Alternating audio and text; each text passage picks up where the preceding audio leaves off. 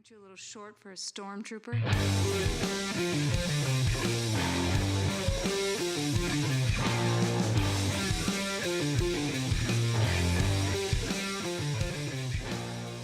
What's up, nerds? Welcome to another episode of the Multiverse Report. Tonight, we are recapping the week's nerdy news from Metropolis to San Diego, California, and everywhere in between. My name is Mike Gibson. With me, as always, is Steve Haller. What's up, Steve? Trying to get to San Diego. Trying to figure the San Diego out. Oh, Yeah. I know where San Diego's coming from. Hi, guys. Welcome to this week.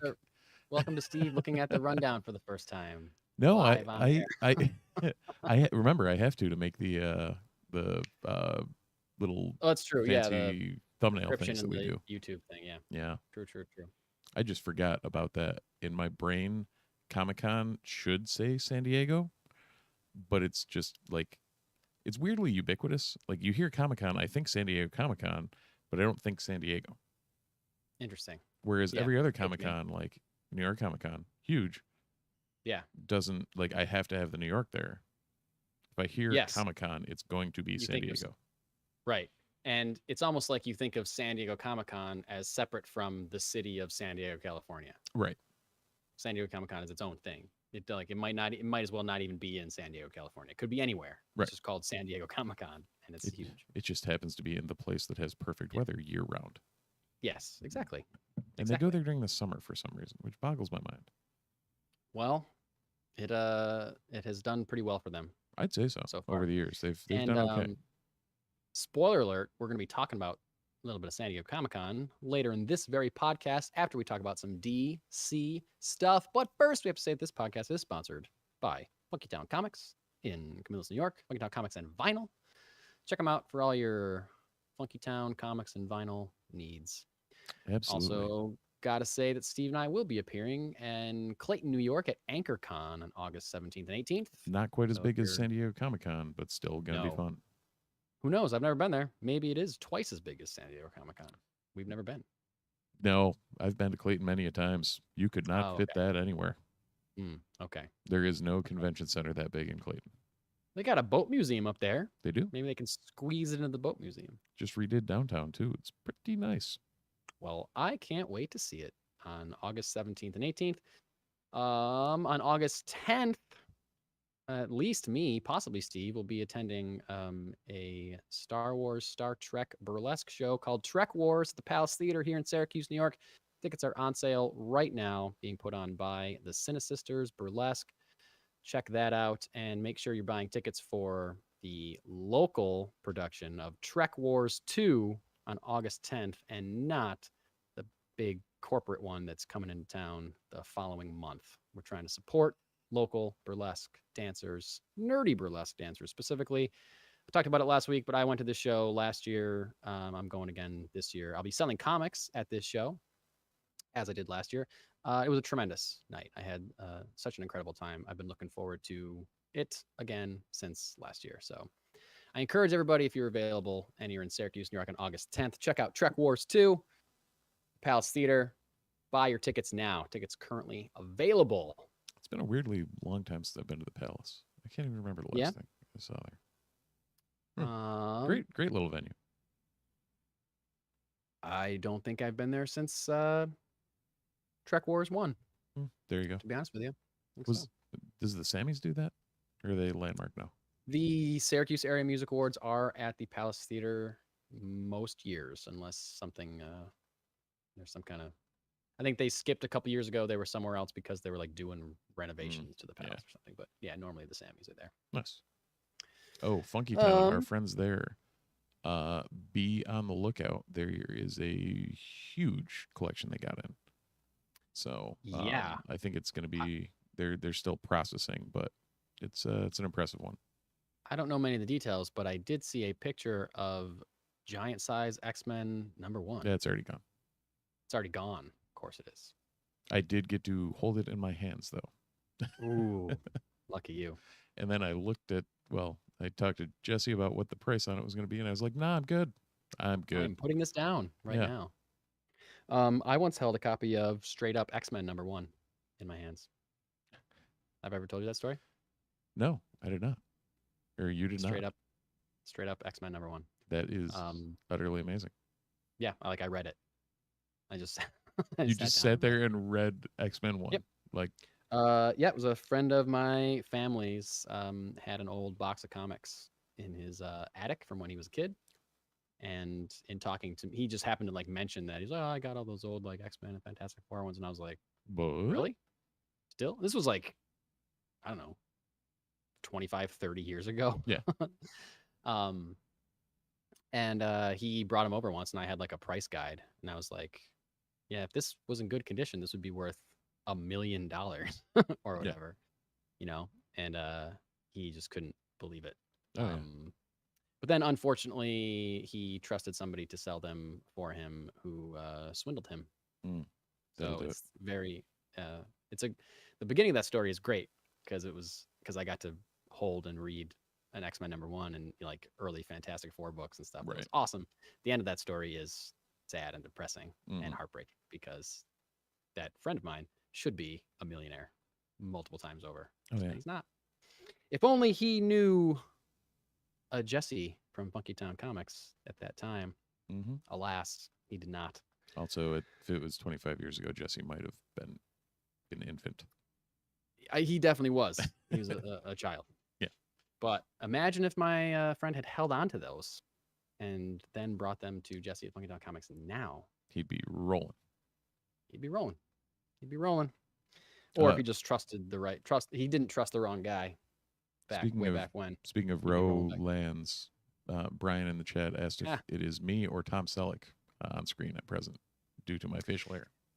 Yeah, you listeners are missing out on a really fly, sexy mustache, Steve Haller. Normally fully bearded Steve.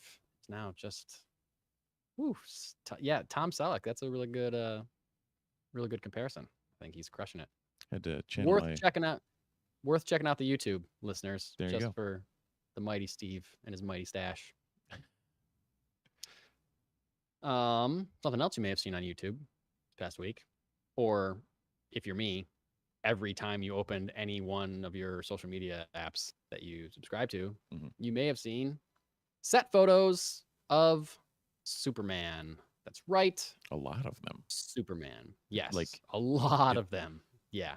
It's one of those where you're like, Gun's got to be leaking these on purpose or something because there's no way that set is this not locked down.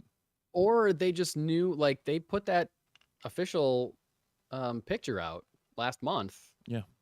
And I think they did that smartly. You know, productions that do that are smart. They know next month is when we're going to be filming outside. That's when we're going to start getting paparazzi photos or just people passing by or whatever. So we're going to get this out of the way. This is what it looks like with full lighting and, detail and color timing and everything like that.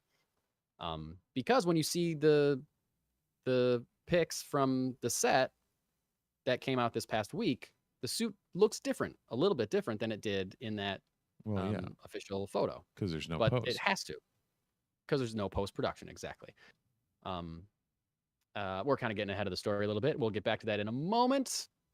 So if you're trying to avoid all kinds of spoilers for Superman movies, then maybe you try to avoid these pictures. So, but it's not like we can't really spoil anything, really, because my assessment of this suit is that it just looks like Superman. Like, right. Picture Superman. That's what he looks like. It's a Superman suit, and the S looks more like it's supposed to than an S. Yep. Yeah. It's got the symbol that they teased, the more straight-lined symbol. I will say this. There's two things that I don't think we saw in that original official post a month ago. He's got the red trunks on. Yeah. Which was like a big debate whether or not he was going to have the red trunks. He does. It looks great. Looks like Superman. He also, in a big throwback move, has a yellow version of the symbol of the S on the back of his cape. Yes. Which is an old school Superman thing. I'm not even sure. I can't remember right now if Christopher Reeve's Superman had that yellow S on the back of his cape. Don't believe so. Like I remember just the red cape. Yeah, I don't think that he did. But that's a thing from the comics a long time ago. It's like Silver Age books, and they're bringing it back. So not only did we see set photos of David Cornsweet as Superman, we also got very good look at Edie Gathegi as Mr. Terrific, and a couple shots of Rachel Brosnahan as Lois Lane. Now, again, I'm not spoiling anything by telling you this. Edie Gathegi as Mr. Terrific looks exactly like Mr. Terrific. Exactly. Right. For Got the all jacket, of the tea on his face. yeah, Perfect. for all of the Marvel, everybody questioning the comics accurate nature of their portrayals and what they're showing for their suits and uniforms and whatever. You know, Yeah. it's not the original X-Men movies where it was just like, all right, let's wildly Black change leather. this, but there's Yeah. always been, some variation Modifications. on it to modernize it. Both of Yeah. these are just dead nuts comic costumes. Yes, I agree. Like there's like lines, textured lines on the Superman costume, I think just to add a little something. Yeah, just a visual so it doesn't look like you put on Yeah. too tight base layer. Right, exactly. And it's oh man, is it Rebirth or New 52? I don't remember. Like the cape, the style of the suit is specific. I'm confusing those two relaunches of the DC universe, but he's got a collar. Superman's got a collar. Yeah. And he's got sleeves that come down a little bit further on his hand, which is specific to a Jim Lee design. I want to say it was New 52. It was, because Rebirth Superman. doesn't have that. Right. Yeah. Rebirth was just t-shirt and jeans or whatever for Superman. So, yeah. So New 52 suit, which is not my favorite Superman suit, but again, I thought this looked great. I thought he just looked like Superman. Yeah. Like I said. I've seen people complaining that it looks too bright. And again, this is what we're coming back to. It looks bright because it needs to look bright to be filmed and be picked up in a certain way. This is production. Right. And a lot of stuff's going to be added in post-production. There's going to be color timing. There's going to be lighting changes. There's going to be CGI. There's going to be all this kind of stuff that is added, and it's going to change the look of the suit. Right. We got the preview of the suit with that first picture that was a little more dark and broody, not quite Snydery, but in that vein.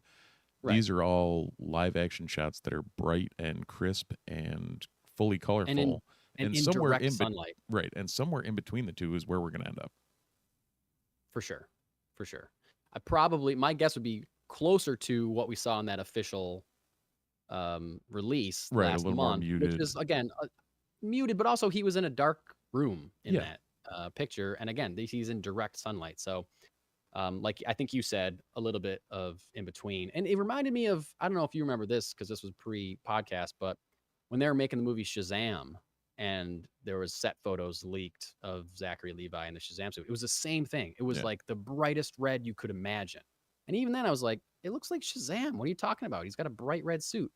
But then got to the movie, it wasn't that bright because of all these like after effects and things that they're going to put on in post-production. So same thing here. Lesser effect to the Mr. Terrific suit. Mr. Terrific suit just looks straight up Mr. Terrific, but also that's like a black and white with red highlighted suit and not bright blue, bright red, bright yellow kind of stuff. And I gotta say, the few shots we got of Rachel Brosnahan as Lois Lane, I really loved. And this for me, it was a big deal for me that she was wearing purple, because Lois Lane often is portrayed as wearing purple, whether it's in comics. She wears purple all the time in like the Superman animated series. Purple's like her color. She's always wearing like a purple suit top. And this is it was like another reminder of like, oh, somebody is making this movie that loves and knows and understands these characters and their background and where they're from. So to me, putting her in purple tells me is just another example of James Gunn understanding these characters and understanding how they should be seen and how they're already kind of known, and how in order to make this feel like Lois Lane, I can put her in purple and she will automatically feel more like Lois Lane because fans recognize Lois Lane as wearing purple. And that's a small thing, but for a DC fan to finally get something like that, it's a big deal for me, I gotta say. I gotta say. So, And as a not DC fan, I'm happy for you. yeah, as a not DC fan, you're like, great, she's wearing purple. Looks Right. good.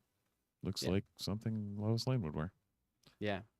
There's that one shot of Superman and Mr. Terrific where they're like standing in front of a building and kind of like looking up. Yeah. It just looks like a comics panel to me. Oh, 100%. And that's clearly not a shot that's going to be in the movie because whoever's taking the picture is at a different angle than the camera is at. The film camera is at. But they're looking up, but they're kind of talking to each other too. And I can just imagine just see a Mr. bubble Terrific and coming out. Superman, being like, okay, I'll go up there, you go around, like making a plan or something. I was like, this is great. It looks like a comic already, and they're not even done with the movie. That's great. I'm very excited. You're going to be way too excited about this movie. The closer we get, you're going to be geeking hard. Yeah, it's going to be real hard. It's going to be one of those where like I tear up just when like the music starts. Oh yeah. Like when I saw and that'll Force be, Awakens, that'll be the question. Like, who does the music? What do they do to the music? Is it going to be like, knowing Gunn, is it going to be like an homage to the Williams score? Like, yeah. I mean, that Williams score is iconic. It is iconic. Do you find someone like Giacchino who did a treatment for Rogue One that was very much in the vein of John Williams? Well, they announced who's doing the score. I don't remember the guy's name. It's not somebody that I am familiar with. We'll have to look at that. It's not a name that I know, but they announced it a few months ago, actually. And that he's already written it because James Gunn apparently always likes to have his scores written before the movie's done so they can play the score on set when they're recording. Or when they're filming. That's awesome, but how the hell? Exactly. I know. It is awesome, but I think he claims that because he has the movie storyboarded so specifically, he storyboards all of his movies out like really specifically, that it's never been an issue. Okay, so that's kind of what we're going to be up for. We're not it's John Murphy. John Murphy, yes. His works are a little bit more, they're not in that classical vein, like Lock, Stock, Snatch. Oh, okay. The Guy Ritchie guy. Yeah. Danny Boyle, 28 Days Later. I was like, I recognize Danny Boyle. Yeah, Basic Instinct, Miami Vice, 28 Weeks Later. Wow. Kick-Ass. So this is kind of like, so he's done a lot. He's done a lot of like good sized films, but I feel like this is definitely like a step up. Okay, so he also did The Suicide Squad and Guardians 3. Oh, okay. So he's even worked with James Gunn before. Yeah. Okay. I don't think I probably read that when they announced him. I don't remember, but well, that's good that he has a working relationship with Gunn. Peacemaker. And Peacemaker. And okay. So he's even entrenched in like he's the new stuff, he's definitely the new he's definitely the new Guns guy for music. He's the new DC DC composer. But that is an interesting question that you posed, because I've heard some pretty compelling arguments of, you have these two, you're looking at DC's top two characters, Superman and Batman, right? Mm. Each of them have an already immediately recognizable and iconic theme. One, the John Williams theme for Superman, and the Tim Burton theme for Batman. Like they're like theme. They're built in. Exactly. They are themes that you recognize immediately and can just summon the essence of that character. They're like written to fit that character so well. Both of them are. Right. And the argument that I've seen is, can we just pull a James Bond and use the same theme music regardless of the actor or the continuity? Because it's not like James Bond gets a new theme every time they change the actor.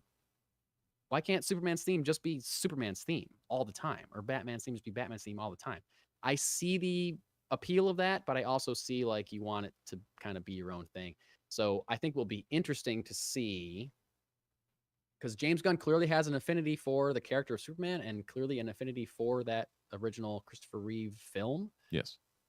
So like you said, do they just copy that theme outright, or do they do something that is an homage to it? I don't know. I'll be very interested to see, because like it's hard to beat. that theme is hard to beat for Superman. It I don't really think is. anyone's done it. No, none of the iterations since have touched it. Like that. Yeah. That is. It is And what not that it they've is. been bad. No. Like the Hans Zimmer one for Man of Steel was like fine, Right. but But also, like, that was when that came out, that was like Williams in his wheelhouse, like coming off of Jaws and Star Wars and yeah, absolutely. Indy He was and on like fire. yeah. Yeah. Like he could create a theme song for a character like and nail it. And that was what he was doing at the time. Yeah. That's what he did his whole career, but yeah. So we'll see. But as far as costuming, looks like they're nailing it so far. wow, we digressed all the way from costuming to composing. To scoring. Yeah. And we're going to continue talking about things that seems like they're nailing. Because we got a first full trailer for Batman Caped Crusader, which we talked about last week because I got a voice cast reveal last week. But now we got our first good look at this long-awaited spiritual successor to Batman, the animated series, which debuts on August 1st on Amazon Prime. We got some look at some characters, got some voices. We got a lot more of, I'm blanking on the guy's name that's voicing Batman. Hamish Linklater. Oh, Hamish Linklater. Yeah. I liked his voice a lot better in this trailer Yes. than I did in the teaser that came out last week. Yep. I thought he sounded a little bit like Kevin Conroy. Like, not exactly, but in the same ballpark. It was a mix of Conroy and Bale, is what I was getting. Yeah, I can see that. Yeah. I can see that. And not in a bad way. Not at all. It definitely felt right. There was Not nothing in he a- did that felt not Batman.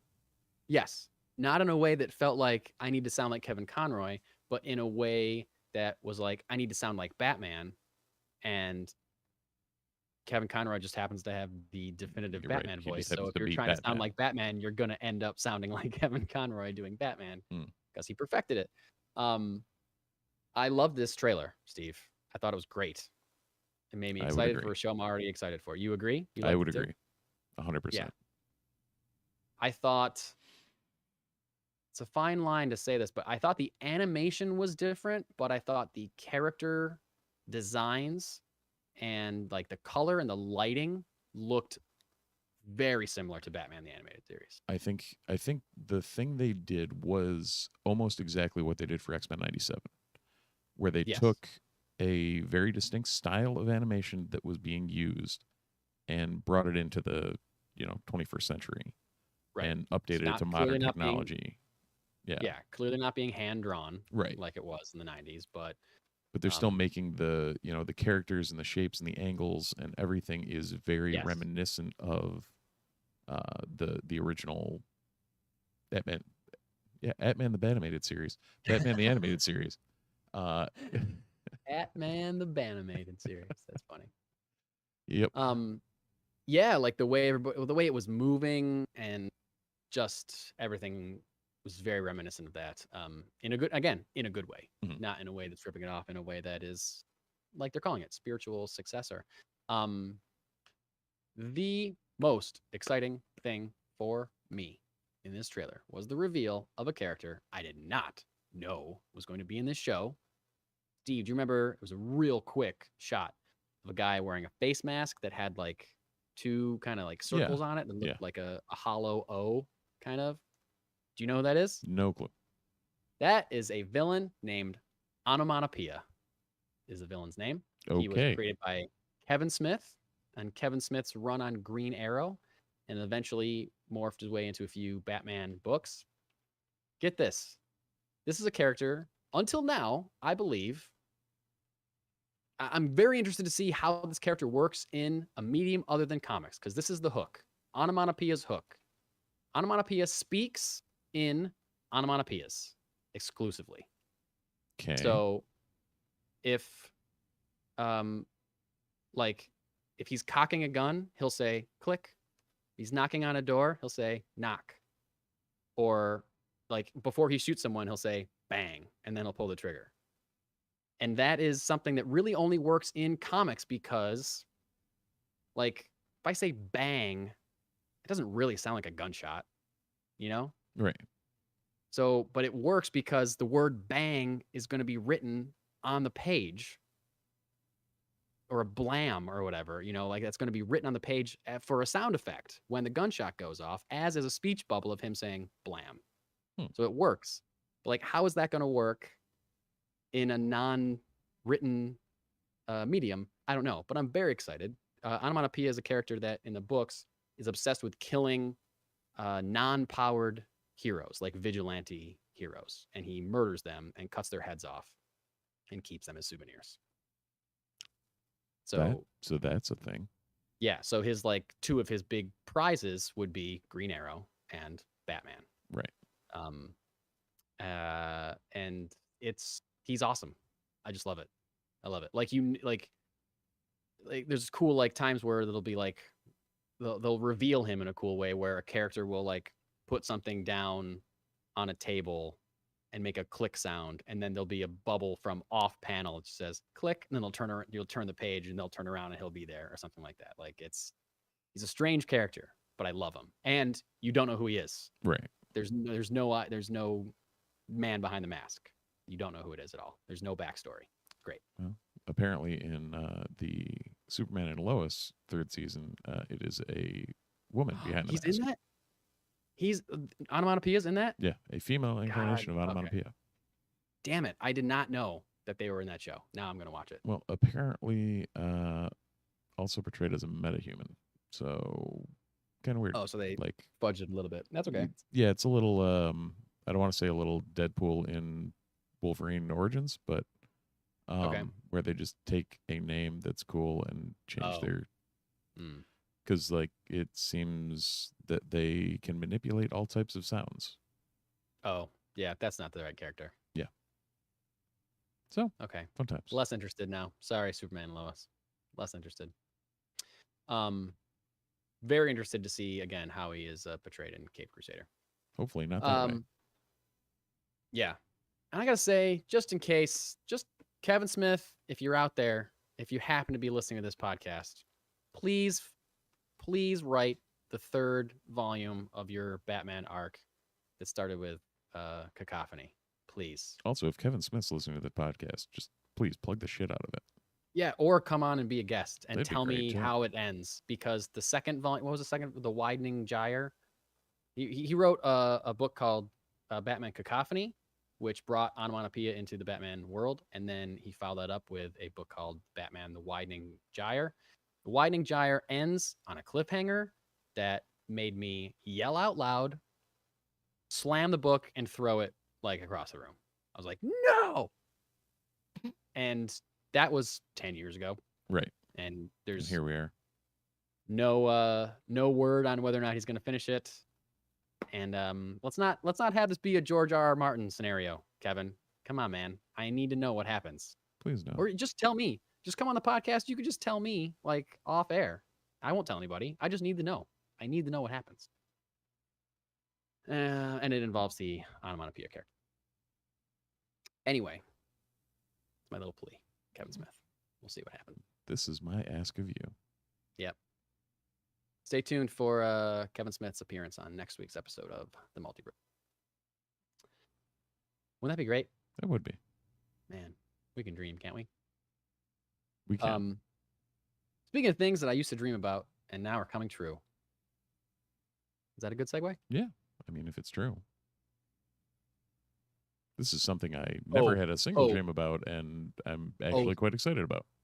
Segues have to be true now? Segues have to be based in reality now, Steve? Yeah, what usually. Happened to you? What happened to you? I don't know. Ask her. Ask her Instagram interactors. Well, according to them, nothing has to be true because they can just make up whatever they want to say and argue back at you for making just a factual statement about George Lucas not owning Lucasfilm anymore. That's a true thing that I said. Doesn't mean they're not mad about it. Yeah. Sorry. They'll just say anything. You can just say anything online. It doesn't have to be true. And they're really just rolling in that state of mind. 100%. 100%. Anyway, thank you to anyone who follows us on Instagram and doesn't yell at us when we post stuff. Thank you.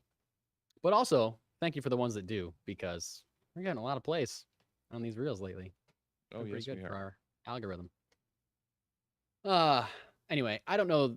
Sorry, Steve. I will confess, I don't think I ever had an actual dream about this. So I apologize if I let you down by making a segue that is not based on total reality. However, it is something that I'm very excited about. So I'll say it that way. There you go. And I guess this is something that I guess I had already assumed that this had happened after James Gunn had announced that they were making a Green Lantern television series called Lanterns. But we found out this week that Lanterns has officially gotten a season order from HBO. Now, I assumed that when James Gunn announced that he was making this show, that the brass at Warner Brothers was already like, yeah, sure, we'll make it. You can tell people that we're going to make it because we're going to make it. But apparently, it was still up in the air until last week when it got a season order. Now, a little info that I learned today while researching this story. Apparently, Warner Brothers is bringing back an emphasis on the HBO name and the HBO branding because they realized, like the rest of the world did, that ditching the term HBO from your streaming service was a stupid idea because everyone knows what HBO and associates it with a high level of quality television. Right. HBO for decades has been the gold standard in television production. Yep. So then just calling it Max, not only is Max not a good name for a streaming service necessarily, or anything other than a human being. It's a good name for a person, but it's not a good name for things that aren't people. It's better than Min.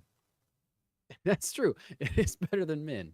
It is better than Min, but not too much better. So anyway, Warner Brothers is they're still going to make shows that are exclusive to Max, but they're also going to make sure that the shows that are HBO shows are branded that way on Max. And shows like House of the Dragon, Lanterns, they are going to be HBO shows. They will still air on Max. You won't have to wait to see them on Max. Right. But it's just a branding thing, and it's the way they talk about these things. They're kind of seemingly like if they're more prestigious shows will be HBO shows, and like maybe stuff that's a little cheaper or less prestigious will be My Adventures with Superman is going to be a Max joint, whereas the Lanterns show is going to be and that 9 p.m. Sunday HBO slot for multiple decades, there has literally been nothing better in television. Yeah. That's where you're going for quality right there. Back to like Oz and The Wire. Like it's Sopranos, Rome, Sopranos. Yep. Like it's all that Sunday night HBO that's what you do. That's what it is. Succession. I still haven't seen. I've heard nothing but amazing things about. Yeah, same. Yeah, so that's a thing. And Lanterns is going to be a prestigious HBO sci-fi fantasy cop whodunit mystery. I don't know. It's just such a cool the idea of it is very cool to me. We talked about the one thing that the article that I read specifically mentioned that something like the Penguin series that's coming out at the end of this year had it like basically that's staying branded as a Max original, not because they're not shot. Because it's already been shot and it's already been branded that way. There's already been trailers and stuff. Like they're not like rejiggering everything around that because it's already rolling out. But I would say if it gets a season 2, it'll probably be branded as HBO original instead of Max original. I still can't get over Clancy Brown on that, by the way. I know. I can't wait. So as we talked about recently, they announced that the series is going to be show run by Chris Mundy from Ozark. He also worked on True Detective Night Country. And it's going to be written by Damon Lindelof and Tom King. No slouches in the writing department at all. James Gunn and Peter Safran released a statement this week after it was announced that it got greenlit. It said, quote, "We are thrilled to bring this seminal DC title to HBO with Chris, Damon, and Tom at the helm. Jon Stewart and Hal Jordan are two of DC's most compelling characters, and Lanterns brings them to life in an original detective story that is a foundational part of the unified DCU we're launching next summer with Superman." So, I don't know. Very exciting to me. I know that Gunn compared this to True Detective when he announced it. So let's get the showrunner for True Detective to showrun it. Yeah, exactly. Let's get people that know what they're doing. Plus Lindelof and Tom King to write a cool mystery. It just sounds so cool. Like Green Lanterns solving a murder in like the American Midwest, I think is what they said. Like it sounds a lot like True Detective, but with Green Lanterns. Like that's going to be really wild, I think. So the Green And Lanterns cool. got green lit. Green Lanterns are green lit. That would have been a better headline. Hindsight. But we don't write them. 2020. We don't. So I guess we don't know when we're gonna see this. It's being worked on. There's no casting or anything. No, right I'd now, assume. Of course. I'd assume this is probably one of the stopgaps between Superman and Supergirl. Yeah, probably. Yeah, I would say depending on how quickly. I guess we don't even. It could be done being written, or they could be half. Like we don't know how far along they have to. Like how much writing do you have to do before it gets greenlit? I don't know. Maybe more than a pilot. Maybe. Yeah, maybe you just probably a got pilot. like basic storyboards type thing. Yeah. And right. What else has been tapped in the DCU to move forward? I know we've got Superman, we've got Supergirl, Woman of Tomorrow. Superman and Supergirl have both been dated. Yep. Those are the only films that have been dated. Okay, and we've got a Brave and the Bold at some point. Well, we have Andy Muschietti is still attached to direct Brave and the Bold, but that's the only information we have about that movie. James Mangold's attached to write and direct Swamp Thing. Which that might be of all of them the one I'm the most excited for. As weird as that sounds. 100%. No, that's not weird at all, dude. Me too. 100%. So excited for a Swamp Thing movie. But like the shows, like the Paradise Lost, the Themyscira show. Yeah. I think they announced a Booster Gold series. These are ones we've heard about, but apparently, they still haven't been greenlit. And I'm not really worried about it because it's James Gunn keeps saying we're not going to do anything until it's ready to go. Right. So we've been Marvel has spoiled everybody by saying we're going to do this now, and I'm going to tell you the next 10 things that you're going to get from us on these dates, and that worked for a while until it didn't anymore for Marvel. So, which we'll talk about very soon. But I'm growing accustomed to and more confident in this James Gunn model of like, no, you haven't heard about it just because it's not dated yet, and once we are in full production on it, then we'll talk about it more. But it's not ready to go yet, so we're not telling you anything. Right, and that's the thing. Like Gunn going back to that and repeatedly saying that's what used to happen all the time. I'll go back to like I remember for video games, like Blizzard Studios was notorious for before they were bought by Activision and whatnot. They would just push dates and push dates and push dates, and it would be like 2-3 years after it was supposed to launch or whatever, because it wasn't ready. And you knew when it released that it was going to be the top notch, what to expect. You wouldn't need day one patches, you wouldn't have problems. Like if we're getting back to that with movies, and it sounds like Gunn is pushing that, it sounds like Marvel is screeching the brakes on what they had going and realizing, hey, we effed up. We need to reassess what we've got going on and kind of reshuffle where we're at. And I think that's something we might be seeing at San Diego this year. What a segue, Steve, into our next topic. What a segue. Well, it's that's the thing, is like Gunn pumping the brakes on the DCU. Partly he's not pumping the brakes. Well, I guess he's just taking his time to get it off the ground. I was going to say, like, easing on the accelerator versus Marvel pumping the brakes. Right.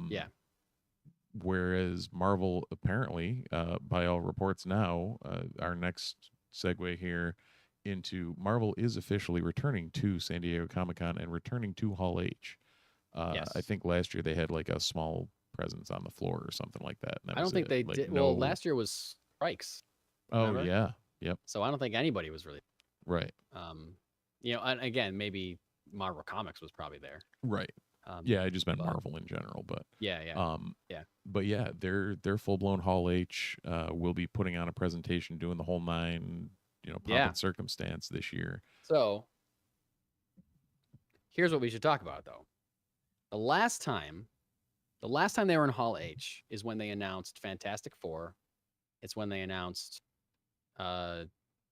Avengers, Kang Dynasty, and Avengers Secret Wars. Okay. Because they had already announced. I'm trying. Man, now I'm getting my timeline. Like, we hadn't seen the Marvels yet, but we knew about it. We hadn't seen maybe Ant-Man 3 yet, but we knew about it. You know, there were things that they had announced at a previous Comic-Con or a previous D23 or whatever that still hadn't come out. Whether they got delayed or, they announced Blade so long ago and they dated Blade. I think maybe they announced, did they announce Daredevil, Born Again, maybe at the same time they announced Secret Wars? I don't remember, but clearly we all know, as Steve was just talking about, Marvel got out over their skis. They were too far. They were too far gone. Yeah. And they got into a spot where they had announced dates. Studios had booked the dates. They have to hit these dates. But despite them having to hit these dates, they haven't made a movie that's really that good, but they just have to put it out. They got to hit those dates. So they got to put out the movie that they have to put out. Right. So, I guess that's one thing I've always wondered. Is there like an industry quote unquote punishment or issue with not hitting your dates? Or like, do you have to file and pay for release on a date? Or like, how does that work? Because what's to keep them from saying, you know what, it's not there, let's push it 6 months, even late into production? Well, I feel like there's probably some kind of expectation from theater corporations, Regal and AMC, like, we're holding this many screens because you told us that Blade is coming out on this day. So we're holding screens for this. So if you're telling us it's not, then we're losing out on ticket sales because we thought we were going to get a summer blockbuster and now you're moving it to whatever. So I think that's a lot of times when Disney, a bigger studio like Disney, is in a better position to deal with stuff like that because, like, this blockbuster is not coming out this day. We're just going to switch it, and now this big movie's coming out on this day instead. So you're still getting your ticket sales, but we just need more time. But after a while, you can't keep doing that. After a while, you need a Marvel movie in theaters, or you need this to come out before this because it sets up whatever.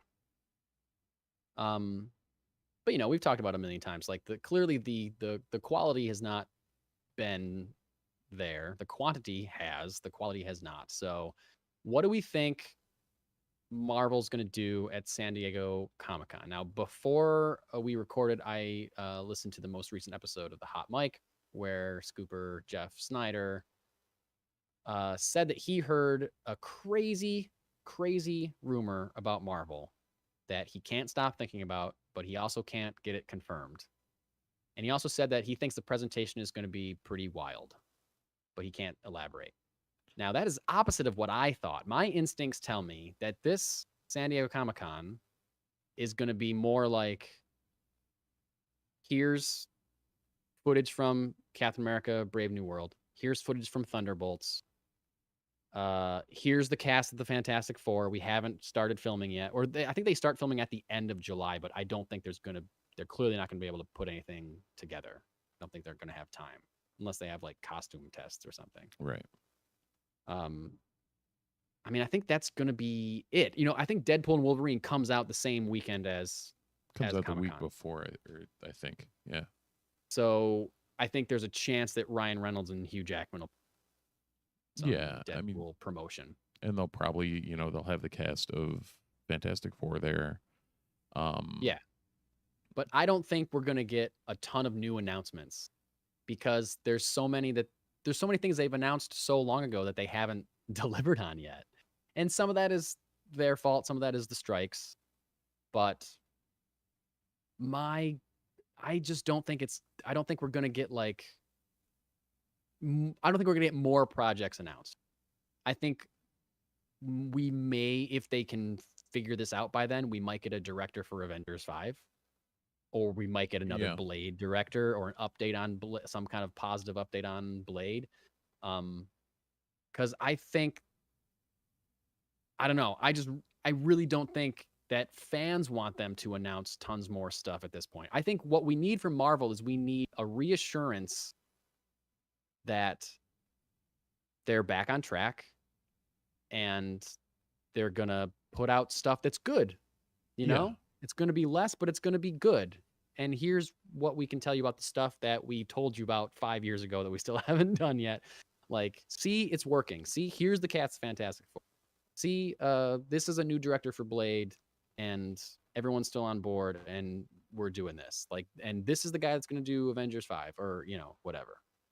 I don't know Yeah. that we're like, here's an X-Men movie, and here's this thing, and here's this show. Like, I don't think we certainly don't need it. And I don't think Marvel's in a position to really announce stuff like that. I think they're like, let's get excited about these things that we have for the foreseeable future.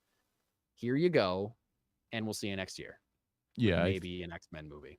I think this year's San Diego Comic-Con for Marvel is going to be a complete reset on expectations. And that's a good way to put it. That they're going to use their time to promote what they've got coming.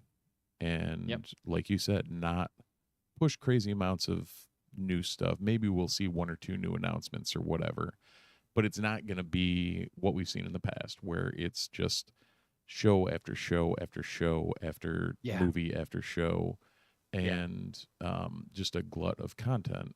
I think, like we talked, they're going to take that James Gunn DCU route of, all right, we promised you all these things. We're still working on some of these things. Let's take that and run with it, and we're going to extend this olive branch, saying these things are coming. We're going to put them out when they're worthwhile and good, and maybe we see that Ironheart exists. I doubt it, but it's been filmed. I don't know. It has been filmed, as has Wonder Man, which we haven't heard or seen anything about. Ironheart too. Yeah. I get confused with Ironheart because she was in Wakanda Forever. Right.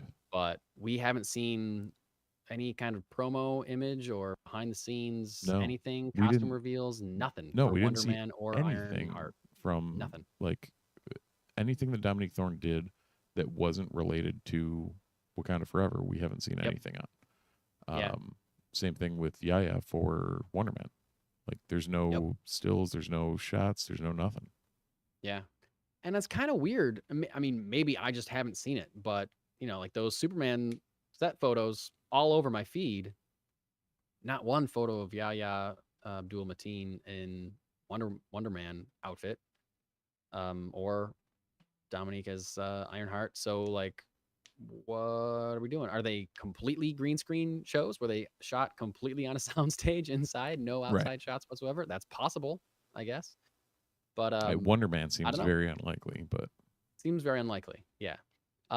Jeff Snyder also said that he has heard that this San Diego Comic-Con will be more focused though, and that they're going to save the show. There might be some show information, but the bulk of this is going to be movies, and that the show stuff is going to come at the Disney convention D23 whenever that's happening. Okay. Because that is Disney Plus specific stuff. Right. So. And that's usually later on in the summer, right? Yeah. So that's probably when we'll get stuff about, Agatha or Ironheart and Wonder Man. Maybe. Agatha comes out in October, I believe. D23 will be August 9th, 10th, and 11th. Right. Cool. That's not that long. That's only like a couple weeks after Comic-Con. Yeah. So I hope they have some different stuff. Yeah, Comic-Con's the 25th through the 28th for anyone doesn't know. You'd think they'd let it breathe a little bit more, I feel like. But so that is the same week because Deadpool Wolverine comes out the 26th. Yeah. So that it's the same weekend. Wow. Cool. Craziness. Big week. Craziness. I'm also very excited. They haven't officially announced, but I would be shocked if I'd be shocked if DC doesn't have a big Hall H production this year with Gunn showing up to probably show a Superman teaser. I would think, right? I feel like they've been filming long enough that they could get a teaser together for Superman. Maybe we meet Supergirl. Maybe they announce the cast of the Lantern series. They announce, a director for whatever, or they, there's a lot of casting they could announce at Comic-Con for DC projects that we know are in production. So that will be interesting. See, maybe we get like a Peacemaker season 2 trailer or something too, depending on how far along they are. But I'll be excited for that. For sure. Absolutely. Sure. Steve, do you have a comic book to review this week? I believe I have the same one you do to review this I week. don't have one. So you Oh, don't. really? I did not. I was unable to make it into Funky Town this week. So Well, maybe you're on your own. I'm on my own with a book that you would greatly enjoy. Ah, damn it. It is Zatanna, Oh, Bring Down the House, oh man. which is being Man, written. It's you're a right. DC Black Label from Yep. Mariko Tamaki, who's a Eisner-winning writer, I believe this year, right? And I believe so. Javier Yep. Rodriguez on art. It's just, I've never read a Zatanna book, and it's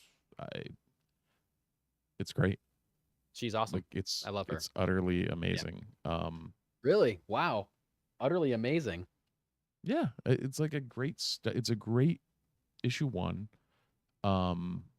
It's the art is. I really enjoy the art. Like from the opening page, you have like a flashback dream that Zatanna's in of cool. when she was young.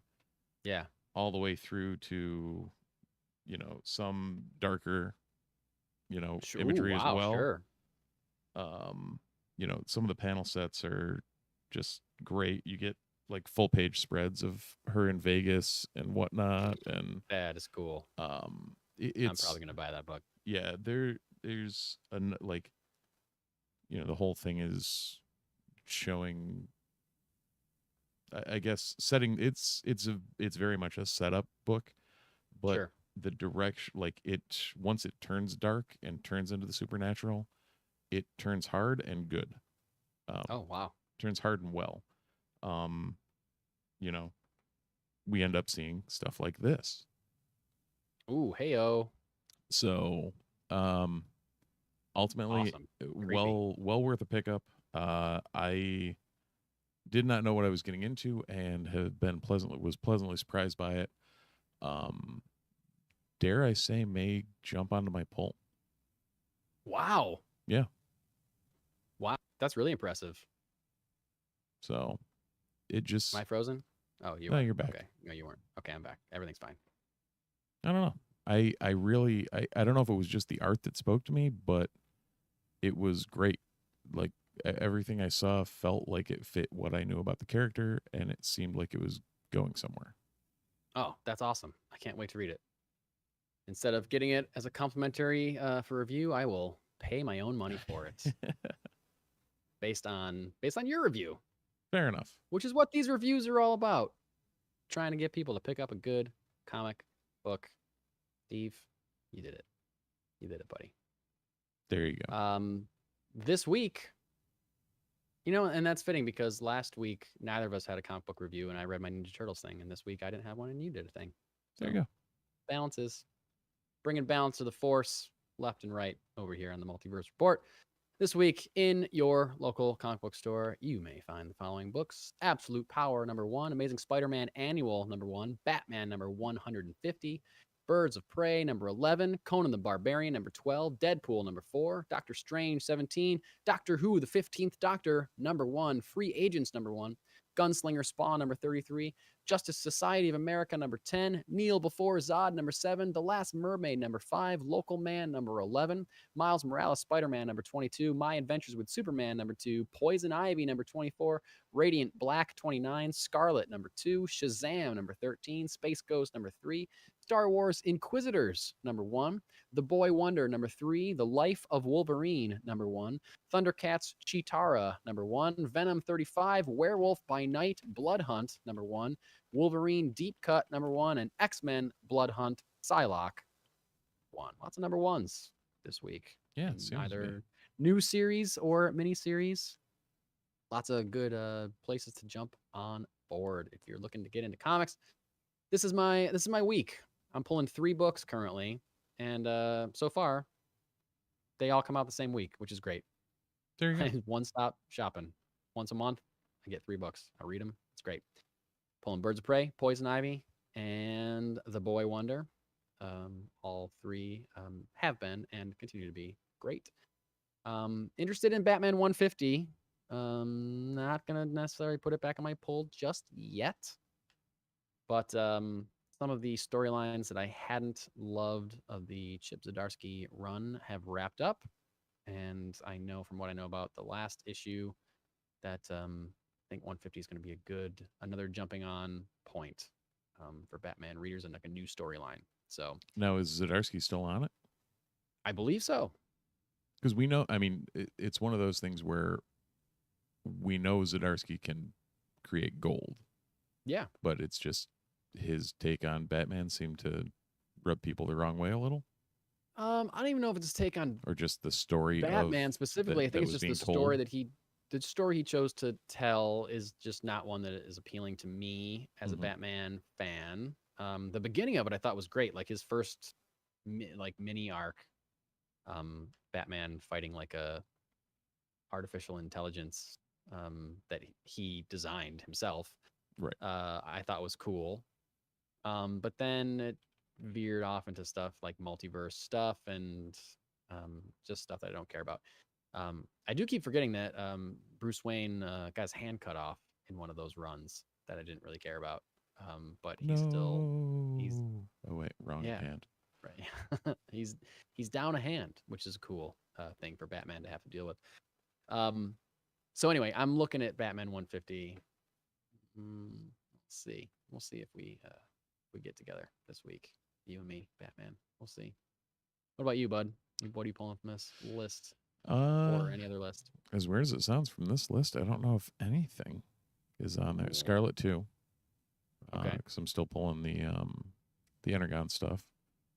I might grab Wolverine Deep Cut. That's another one of the Claremont runs where he's kind of filling in gaps in his backstory.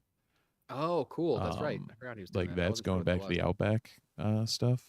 Yeah. So, Wolverine in Australia is always good in my book. The Werewolf by Night Blood Hunt just seems like it fits, and I want to read it. I don't know if I will, but like that just seems like it'll be a good book. Yeah. So you're not pulling all the Blood Hunt stuff? No, I dove off of Blood Hunt. The only thing I read was our #1 that we reviewed, which I really liked, but I just couldn't commit to it at the time. So I'll probably pick it all up and trade. Yeah. Maybe grab some of the ancillary ones on like Marvel Unlimited or whatever. Sure. So yeah. Overall, though, I mean, it everything I'm hearing is that it was great or is great. Cool. So nice. Actually, who was it? Oh, Paco's been singing the praises down at the shop. So yes, that's true. We're gonna talk about Acolyte, I assume. Yeah, we can do that after done. This one shots. I know you didn't have any listed, but 2 things we may want to touch on quick. The Fantastic Four officially did set a production date. Yes, and actually, I meant to bring that up when we were talking about San Diego Comic-Con, and I forgot. They set a production date. Well, I think I said they're filming in late July. Aren't they starting in late July? I think I said that. I don't have a physical date. I just referenced it in that I don't think Marvel will be able to show any Fantastic Four footage because they're starting to film. Right. Yeah, they're starting to film after Comic-Con or there. So, I'd assume they probably will just trot them out to at least some of them trot them out to say hi and go from there. Or there'll be like costume footage, not footage, but like here's what the costumes look like, like a reveal. Also, I believe Kevin Feige clarified that it is a period piece that does take place in the 1960s or decades previous. I read that quote as well. That sounds so that's cool. Sounds right. Yeah, excited about that. What was the other one you had? Just some implications, and actually Letitia Wright talking about more coming for that character. She was asked about Black Panther 3. From Black Panther or from Shuri? As Shuri, yeah. Shuri Panther. Yeah, she mentioned that there was like a lot. and I quote, "There's a lot coming up."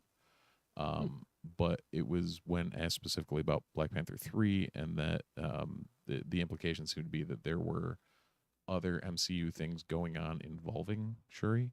So Sure. Yeah. Whether that's just discussions about the Avengers movies or whatnot, who knows? But where she pops up, we'll have to see. She's definitely going to be in the Avengers movies. Right. No chance that they're making those Black Panther movies without Black Panther. Where else would Black Panther show up? Could she? I guess we're all assuming that the Fantastic Four, if it's starting in a different time period, by the end of that, their movie will have been brought into ours. Right. Could Black Panther be part of the way or the reason or the why that they are brought here? Is she in Ironheart? It would make very sense. Yeah. Very sense. It would make very sense. It would make very sense. Make very sense for her to have a cameo in Ironheart. Right. But we don't know when we're going to see that. I mean, I don't know. Maybe she was just talking about Avengers stuff. Who knows? Yeah, they could be filming Avengers stuff now and just like, right, we just need a filming shot of some of you the looking up. cameos. Yeah. Yeah, exactly.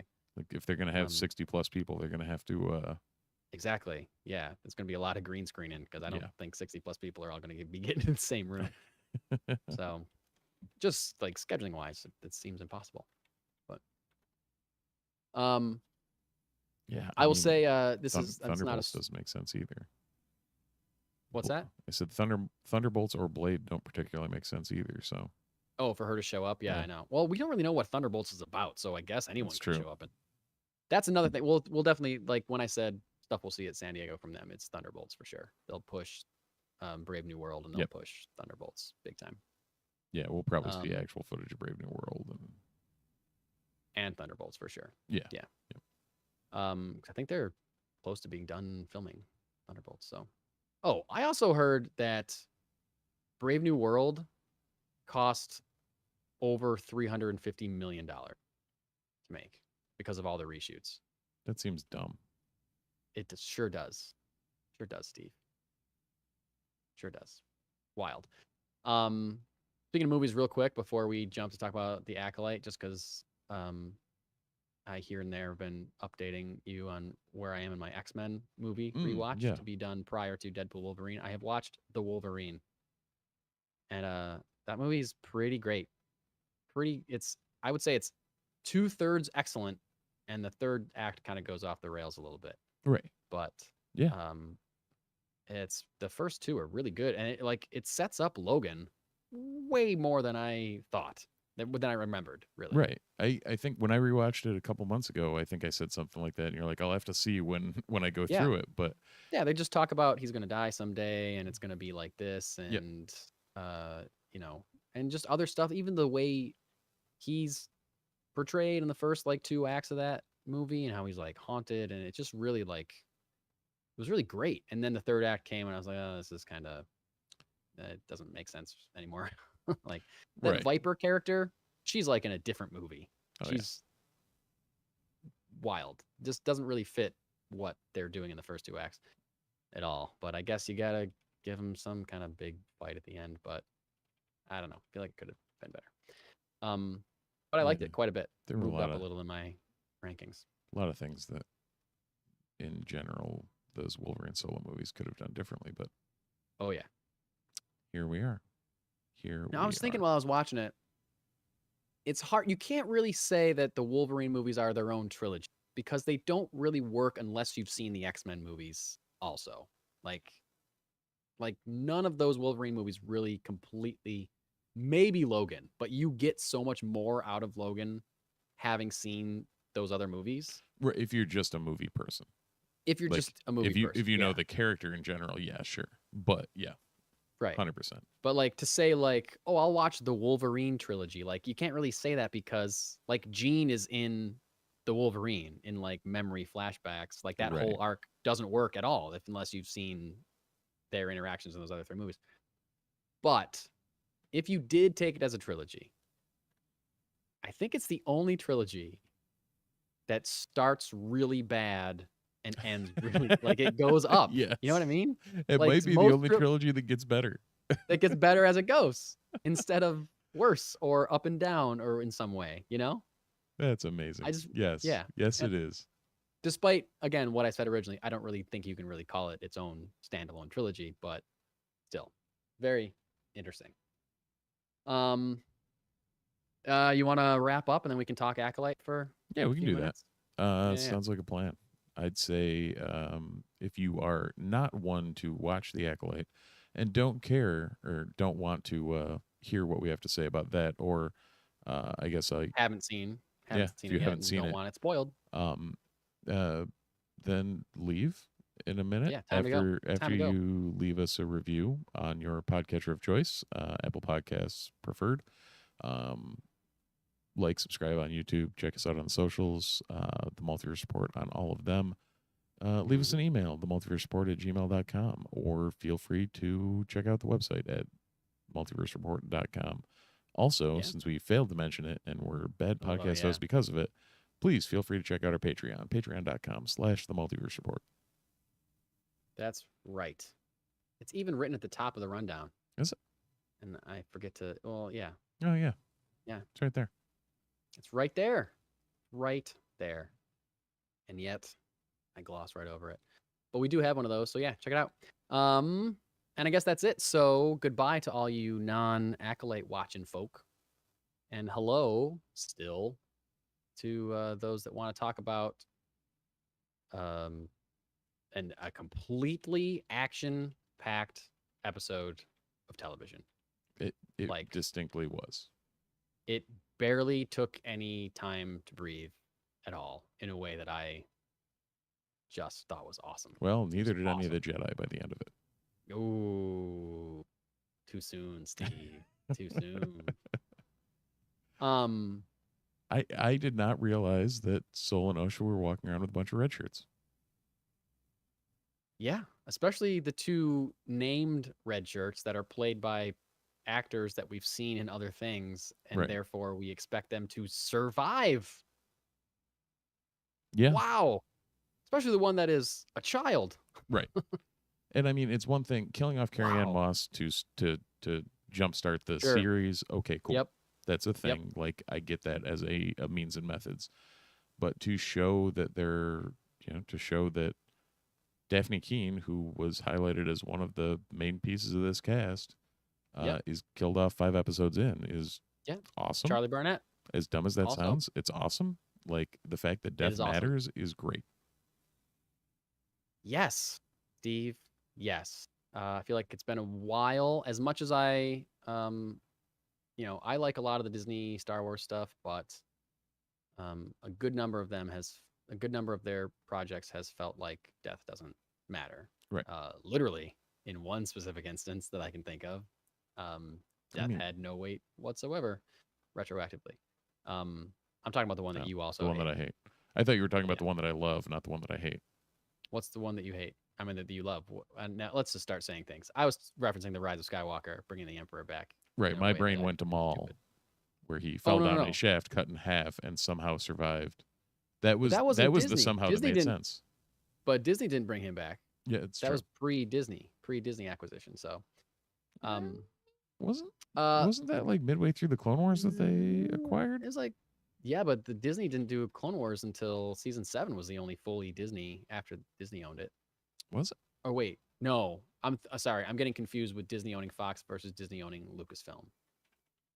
So maybe there was more than one season of the Clone Wars that Disney. 2012. The Clone Wars ran from 2008 to. Yeah. It would have been right around the acquisition, so it would have been the late ones. Maul would have been back before then. So. Okay. Anyway. Either way, we're getting big time sidetracked. Just to have like minor, I mean, there were like side characters, I guess. They weren't the main characters, but they were still named characters that a lot of recent Star Wars stuff has just trained me to know will survive. Yeah. The Yord Horde was very disappointed. Yeah.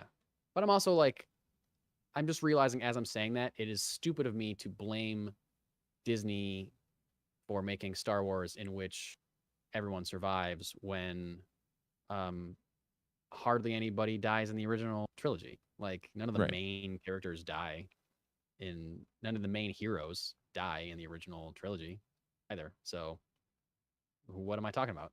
That doesn't make sense. Yeah, none of You them. know, none of them. R So R2 gets shot up a bunch of times, but yeah, but he gets fixed, all the time. So never mind any of that complaining that I just did about, death not being real in Disney Star Wars, because, death is real when it needs to be real for drama's sake in Star Wars universe, which is the same for a lot of fandoms and storytelling. yeah. Weird. Didn't know if you're going to have a more of a... No, I had nothing profound there. Yeah.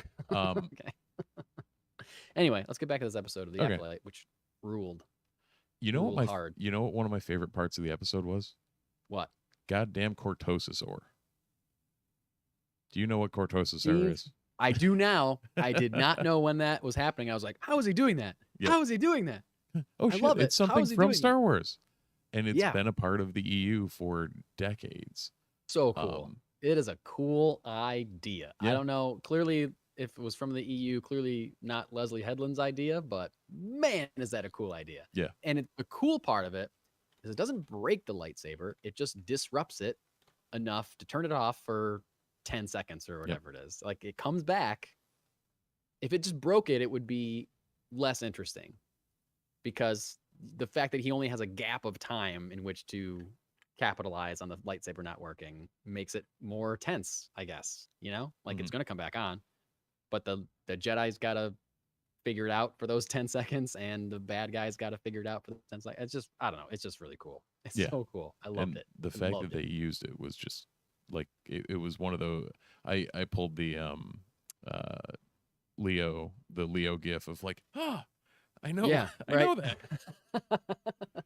That's awesome. And it's cool. Like what I read about it is that it's not as durable as Beskar. Beskar can stop, Right. block a lightsaber. It's This can block a supposedly- lightsaber. Supposedly really brittle. Right. Eventually it will break. Yep.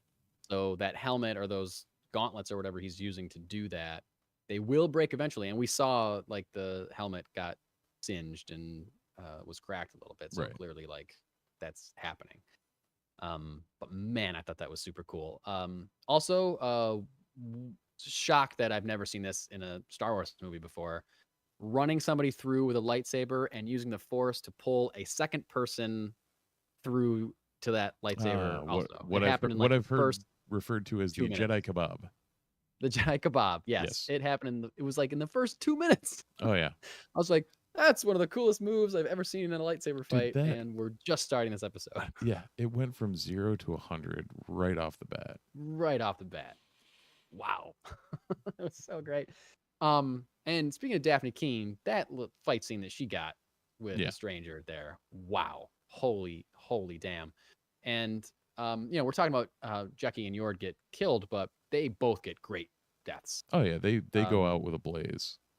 Yeah. Jackie with the The triple tap, yeah, triple stabs. yeah. Wow. And Yord gets his neck snapped. Straight Just up neck brutally. snap. Brutal.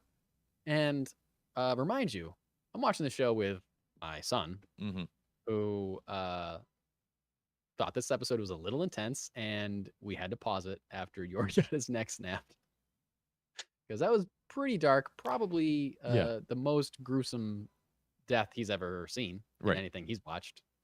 He's 7. So yeah, that was something. But then he was like, "No, I want to finish that one." So Hey. we did. There you go. Yeah. That wild. one made me very happy that that my son was not watching. I'm like, oh Yep. yeah, okay, Yeah, I was like, "Oh, okay, maybe this was not a great decision." I mean, he's fine.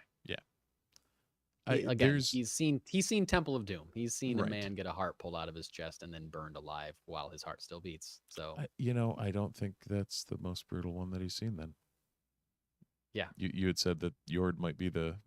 I think.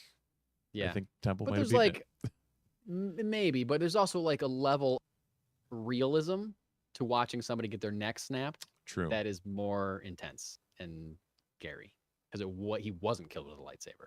Right.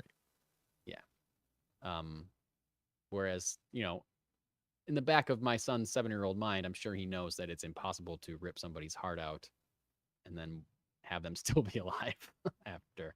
So, he knows it's fake more than just a space wizard dying the way a human can die is scarier, I think. But yeah, just incredible fights all around. And Steve, do you remember this? Because we talked about this months ago.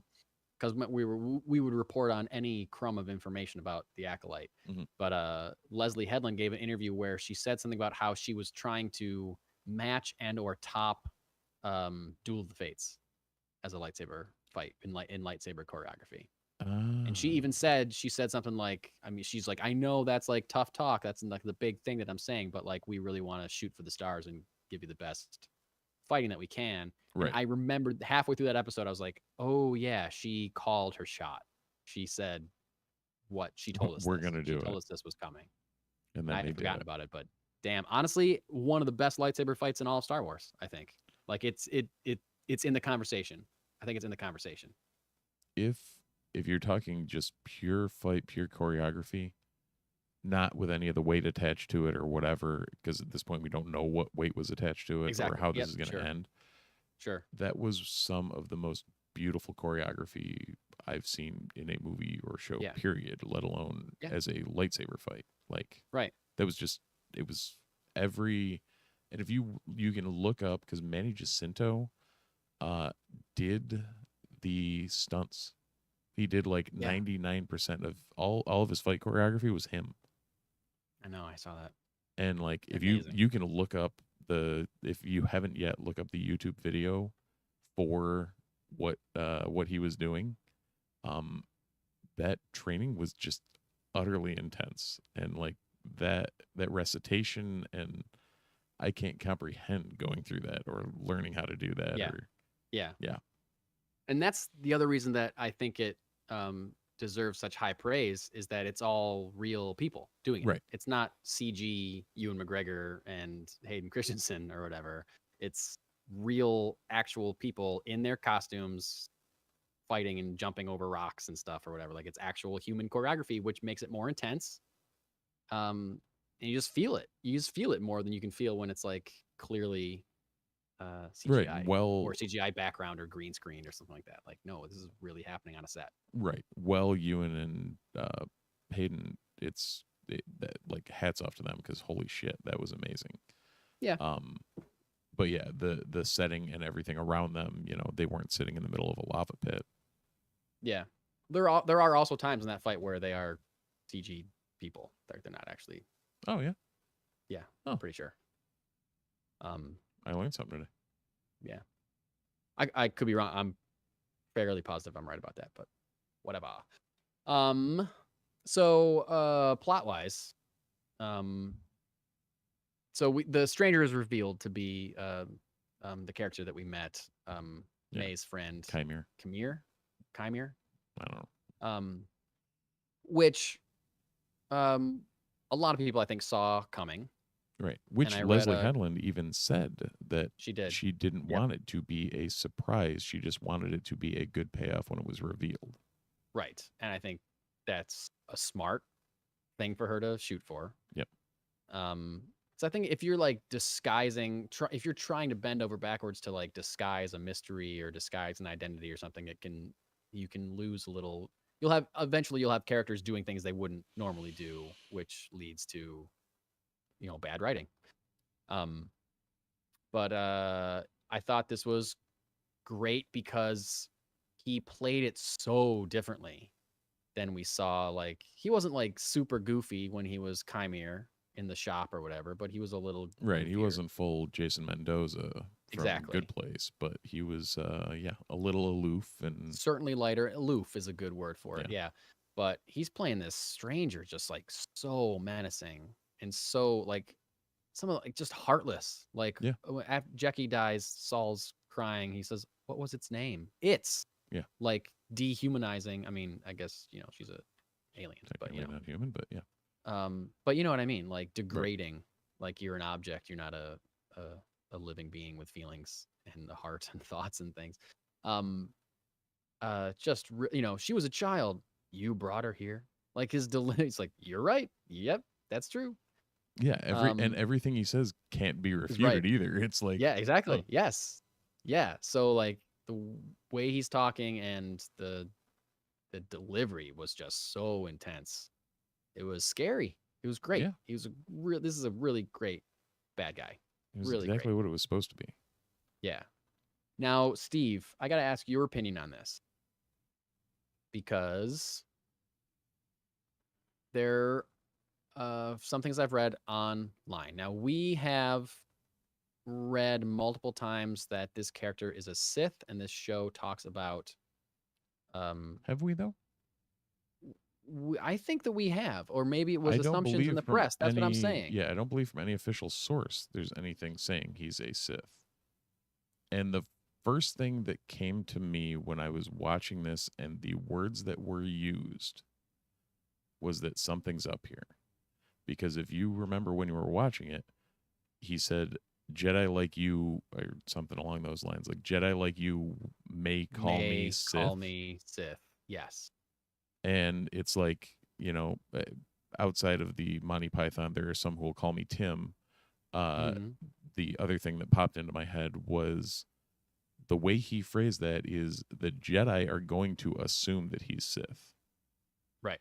And that he may be something else. Because that brutality and that, I don't know, I don't want to say lack of calculation, but there was something decidedly, every Sith we've seen has been cold and calculating and didn't want to reveal themselves. And everything was like, what? I don't know. It just seemed like there was something different about the way he was portrayed than anything we've seen from the Sith to this point. Right. Outside of maybe the overzealous Maul, like at the beginning of Phantom Menace. So all those points, that's everything you just said was what I was going to say. There you go. More or less.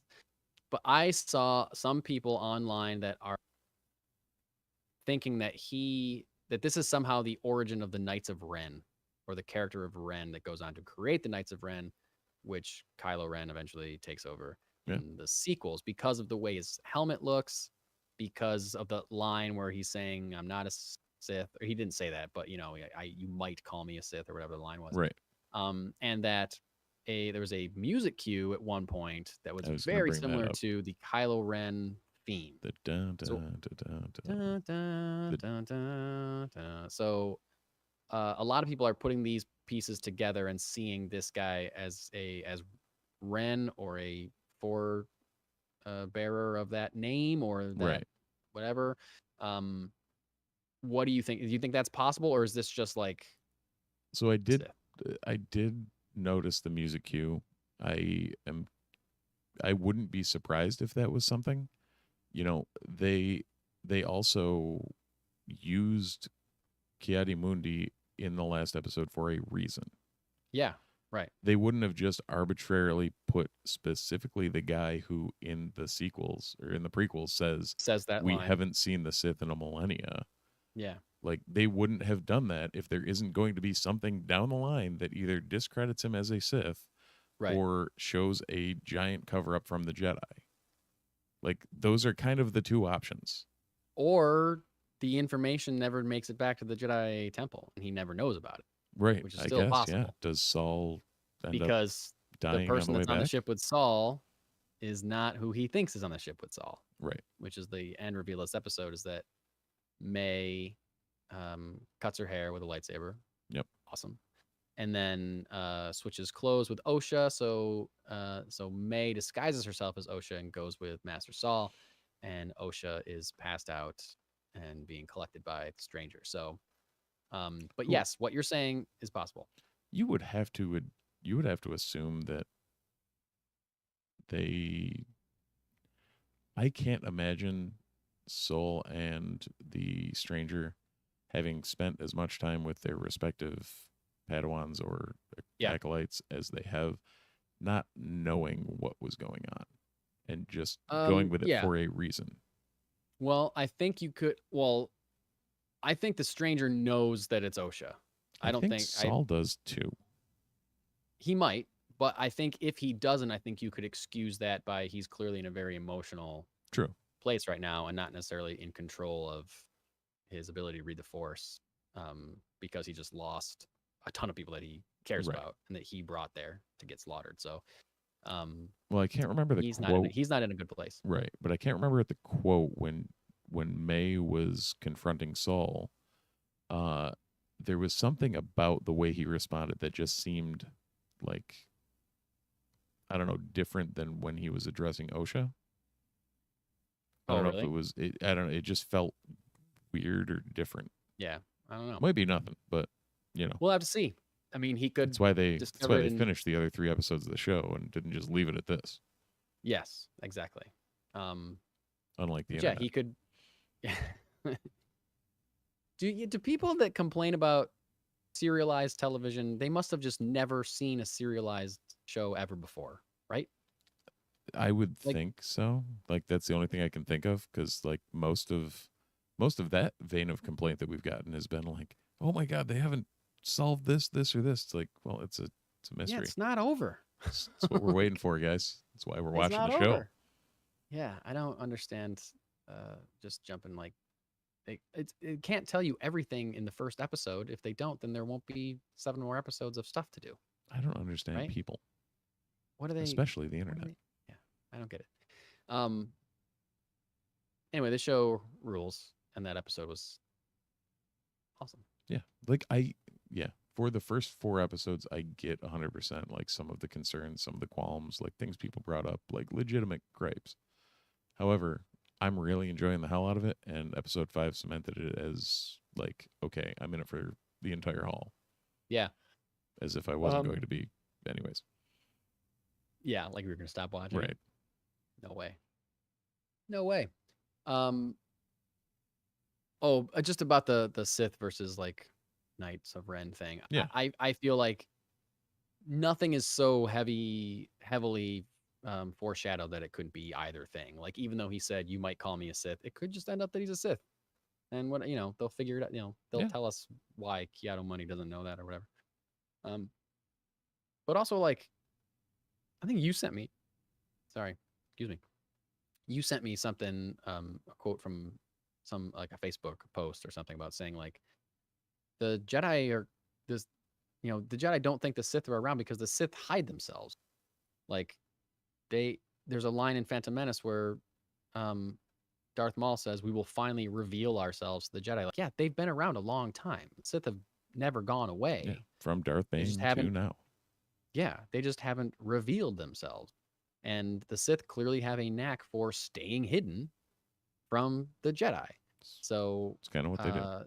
It's kind of what they do. So I don't think the Sith were ever extinct just because a character, again, we've said this already, but just because he said that doesn't mean he's right. He's clearly wrong. He's clearly wrong. Yeah, he's proven wrong like minutes after he says it. Yeah, for sure. But also, if he's wrong then, it's easily understandable that he could have been wrong his entire life about that. Someone when he was 5 was like, by the way, the Sith are all extinct. And he's like, okay, I'll never look into that ever again. I'm Keanu Mundi. That's how he talked when he was 5. Right. But I know that's all I got. This show's great. If you're not watching it, you should be watching it. If you're not watching it, you shouldn't be listening to us talk about it because we're ruining everything. But it's great. And I honestly, I don't know. Not that I knew where the show was going, but after most of the characters were brutally slaughtered, and the girls, the sisters have switched places, I don't know what's happening. I don't know what's going to happen next. Yeah, I really don't, and I'm excited about that still. I think it's that's all I got. There's enough threads that are keeping things moving in a direction that I want to continue to watch. For sure. Yeah. I like the show a lot. I like it a lot, and a lot of other people do, regardless of what you may hear online. A lot of people like it. And I think that's it. Yeah. I think we did it. What a week. We nailed it. What a week. It's been good. So yeah, if you're still around, you can do those things that Steve said 15, 20 minutes ago whenever we started talking about the Acolyte. Like us and subscribe to us and all that good stuff on where you're listening and where you're watching and where you're reading and all that stuff. And Someday I'll Check us like out. create a bumper so I don't have to try and like wrap that off all the Yeah, time. we should but do that.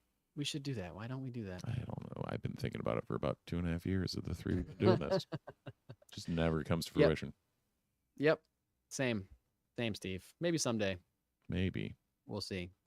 But until that day, as the twin suns set over the burnt corpses of Owen and Maru Lars, we like to say thanks for watching, thanks for listening, and we'll see you in the multiverse.